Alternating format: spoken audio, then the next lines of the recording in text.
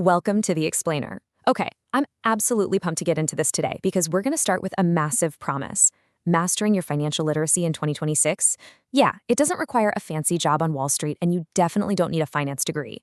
Literally, all it takes are a few actionable, ridiculously powerful habits that take less than 5 minutes a week. If you can stick to these, it'll fundamentally change your financial future. We're going to break down the absolute best strategies to get you there. Let's get to it.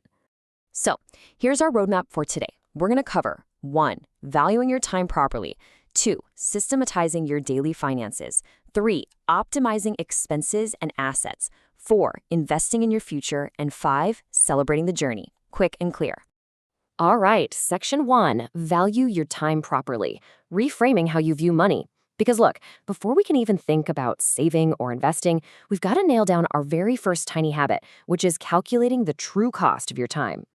So let me ask you directly, what is your actual hourly rate?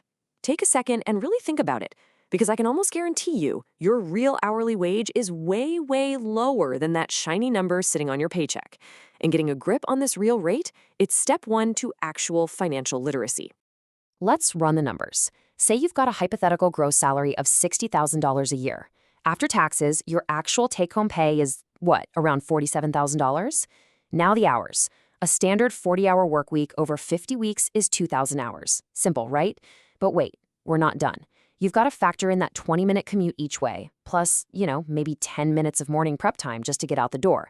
Suddenly those 2,000 hours, they balloon to 2,250 total yearly hours dedicated to your job. So you divide that $47,000 by 2,250 hours, and you get $20.88 per hour. Kind of a jarring realization, isn't it? That is the true hourly rate for a $60K salary. Now, why does knowing this actually matter? Well, suddenly, that $200 dinner out isn't just $200 anymore. It literally represents nearly 10 full hours of your actual waking life. A $40,000 car? That's an entire year of your life surrendered. When you reframe your spending like this, you naturally just start focusing on the things that truly matter to you. Moving on to section 2, systematize your daily finances. Automating, budgeting, and tracking. So we're shifting from mindset over to the actual mechanics here. Because relying on sheer willpower to save money, it's super risky. Willpower fades, but setting up automatic systems basically guarantees you're going to succeed. To make this happen, we implement a monthly check-in habit using the classic 50-30-20 rule. You know the one, 50% to needs, 30 to wants, and 20 to savings. But hey, if you do your check-in and your numbers are looking a bit out of whack, like say 58% needs, 26% wants, and only 15% savings, that's a red flag. It's a signal that you need to find ways to shift some expenses out of those rigid needs and slide them back into your savings bucket to get aligned. And to really lock that target in, you've got to automate it. Automatically move 10 to 20% of your take-home pay into savings or investments the exact second you get paid. Seriously, if you never see it sitting in your checking account, you won't even be tempted to spend it. The final habit for this phase is tracking your net worth, so assets minus liabilities. But here's the kicker. Track it quarterly, not monthly. If you're checking it every month and the stock market takes a 10% dip, you're going to panic.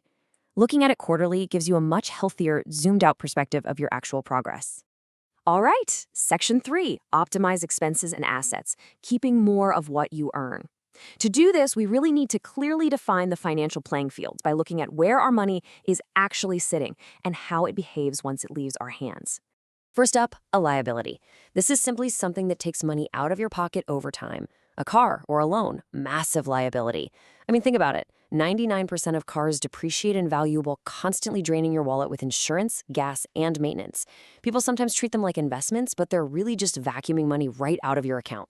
Now, contrast that with an asset. An asset is something that actively puts money into your pocket over time. Think of a rental property that generates monthly income, or a dividend-paying stock that literally pays you cash on a quarterly basis just for holding it in your portfolio. That's what we want.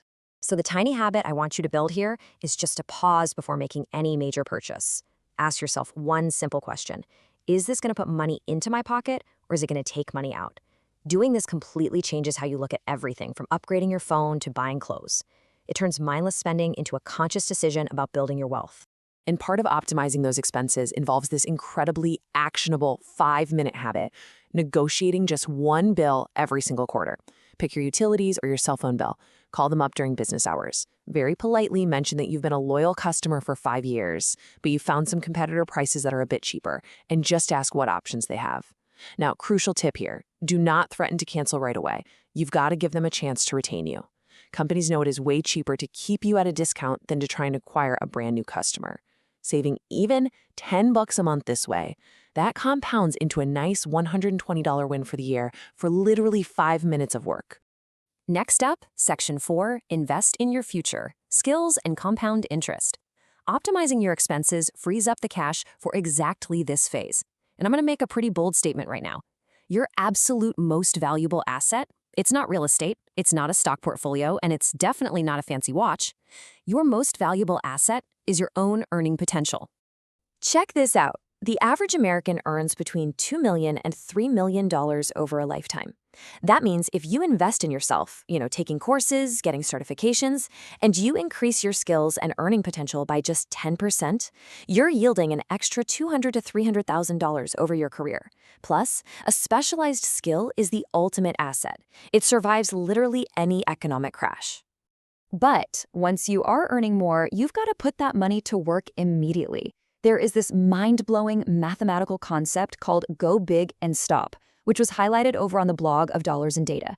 It perfectly illustrates why starting to invest early is the single most critical habit you can form.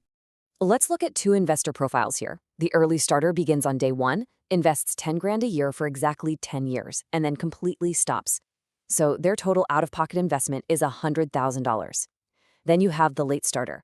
They wait 10 years to begin, and to catch up, they have to grind, investing $10,000 a year for 30 straight years, putting in a total of $300,000 out of pocket.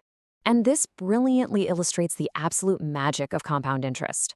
Assuming a 7% return, the early starter, the one who only put in $100K and stopped, still absolutely crushes the late starter at the end of 40 years, finishing with over $1.125 million. The late starter literally put in $200,000 more of their own hard-earned cash and still ended up with less.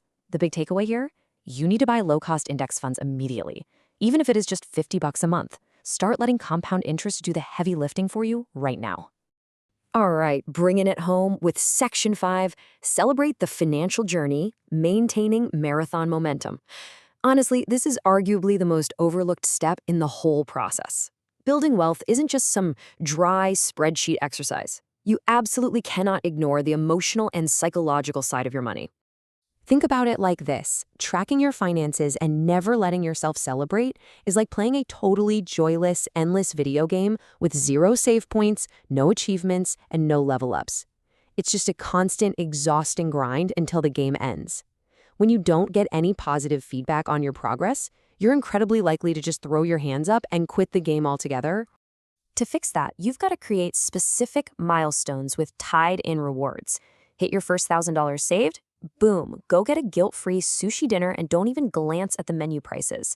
Reach that goal of a 20% monthly savings rate? Treat yourself and buy that nice bag you've been eyeing.